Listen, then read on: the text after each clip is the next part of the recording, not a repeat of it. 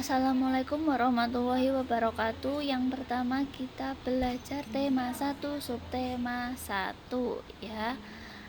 Silakan disimak sedikit penjelasan dari Ustazah.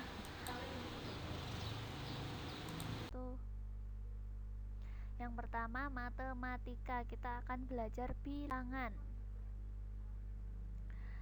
Bisa sambil dibuka buku tema halaman 6. Nah, ini Ustazah contohkan sedikit. Perhatikan cara membaca dan menulis bilangan berikut ini. Ada A 1.000 dibaca 1000, D 4.100 dibaca 4100, F 5.500 dibaca 5500. Ustazah yakin semua pasti sudah bisa ya. Terus Ustazah lanjutkan. Nah, ini sama seperti yang tadi, penulisan bilangan. Jadi angka 1.00 itu dibaca berapa, ataupun sebaliknya mungkin 1500 itu penulisannya bagaimana. Nah, itu adalah penjelasan sedikit setelah tentang penulisan bilangan. Nah, ini ada latihan soal buku tema 1 halaman 8. Ini halaman 8 yang tadi sudah Ustazah kerjakan bersama teman-teman ketika Zoom. Nah, jadi yang tidak mengikuti Zoom tadi, ini bisa langsung ditulis, diisi di buku temanya masing-masing ya. Dan bagi yang belum mengambil buku tema ke sekolah, bisa diambil, silahkan. Ustazah ada di sekolah sampai jam 12 ya. Atau boleh ditulis dulu di buku tulis ya.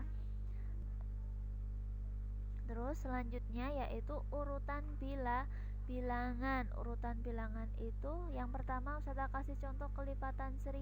Jadi setiap bilangan itu nambahnya 1000 gitu, seperti ini. 1000, 2000, 3000, 4000, 5000 dan seterusnya.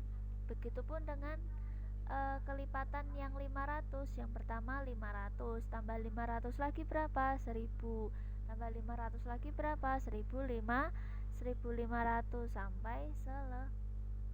sampai selesai ya. Terus yang ketiga yaitu kelipatan 250. Jadi setiap lompatnya nambah 250. Ini contoh dari Ustazah ya. Dan ini ada latihan di buku tema juga halaman 6 dan 7 nih. Nah, yang halaman 6 tadi juga sudah dikerjakan bersama teman-teman. Kalian bisa ditulis di buku tema masing-masing ya. Jadi yang nomor 1 habis 1000, 2000, 3000 karena kelipatan 1000 jadi titik-titik isinya 4000. Yang nomor 2 juga sama, 1500, 2500 nambah 1000 lagi berapa? Jadi 3500. Terus yang nomor 3 ini adalah kelipatan 2000. Jadi habis 4000 kita langsung 6000 terus 8000 ya. Dan yang halaman 7 ini PR, nanti dikerjakan sendiri langsung di buku tema. Dan yang belum dapat bisa ditulis di buku tulis ya.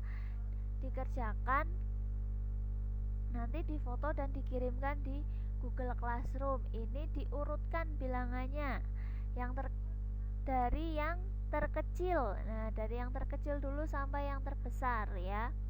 Terus selanjutnya Ustazah akan ulang sedikit bahasa Indonesia makhluk hidup. Nah, kemarin kan juga Ustazah sudah berikan contoh video. Ini Ustazah jelaskan lagi sedikit.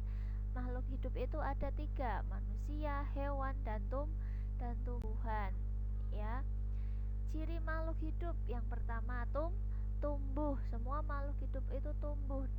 Yang dulunya kecil jadi besar. Terus bernafas. Nah, semua makhluk hidup itu perlu bernafas. Yang entah itu tumbuhan, entah itu hewan, manusia, itu semuanya bernafas ya. Terus bergerak. Ustazah kan tumbuhan gak gerak-gerak. Iya, kalau tumbuhan itu bergerak apabila tertiup angin, tapi tumbuhan juga merupakan makhluk hidup. Terus membutuhkan makan dan minum. Dan yang terakhir adalah berkembang biak. 5 ini adalah ciri-ciri makhluk hidup. Terus selanjutnya bentuk pernafasan manusia dan ikan. Nah, ini adalah salah satu contoh bentuk pernafasan makhluk hidup. Pada manusia dia menggunakan paru, dan pada ikan dia menggunakan insang ya. Jadi semua makhluk hidup itu bernafas ya, walaupun menggunakan cara yang berbeda-beda.